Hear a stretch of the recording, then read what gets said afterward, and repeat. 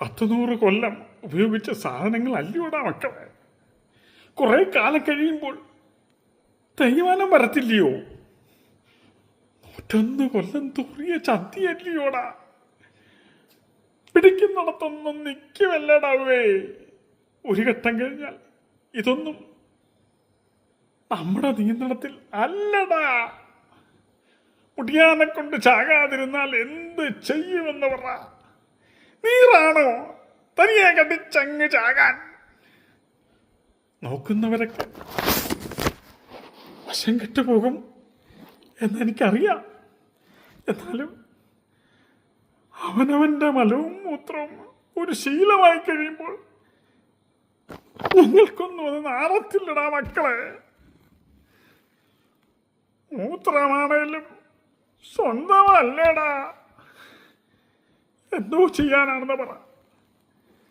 തമ്പുരാൻ മേലോട്ടെന്ന് വിളിക്കണ്ടേ?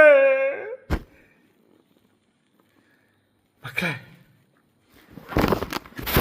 അഭിപ്രായം പറയാം. പത്തനാപുരത്തെങ്ങാണ്ടോ ഒരു ഗാന്ധി ഭവൻ ഉണ്ടെന്ന് കേട്ട് പ്രായമായവരൊക്കെ മാന്യമായിട്ടൊക്കെ നോക്കുന്നെന്നാ കേട്ടത്. നിങ്ങൾ പോകുന്നതിന് മുമ്പ് അച്ഛനെ അവിടെ കൊണ്ട് ചെന്നാക്ക് മക്കളെ. ചത്തു കഴിയുമ്പോൾ എന്നെ എൻ്റെ കുട്ടനാട്ടിൽ കൊണ്ട് കത്തിച്ച് കളഞ്ഞേക്കണേ.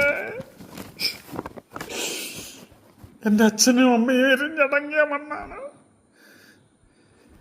നിങ്ങളുടെ പറ്റതല്ല, ഉറങ്ങുന്ന മണ്ണല്ലിയോടി. അച്ഛൻ പേരറിയാവുന്ന ദൈവങ്ങളോടൊക്കെ എൻ്റെ മക്കൾക്ക് വേണ്ടി പ്രാർത്ഥിക്കുക. എന്റെ ആയുസ് എൻ്റെ മക്കൾക്ക് കൊടുക്കല്ലേ തമ്പുരാനേ.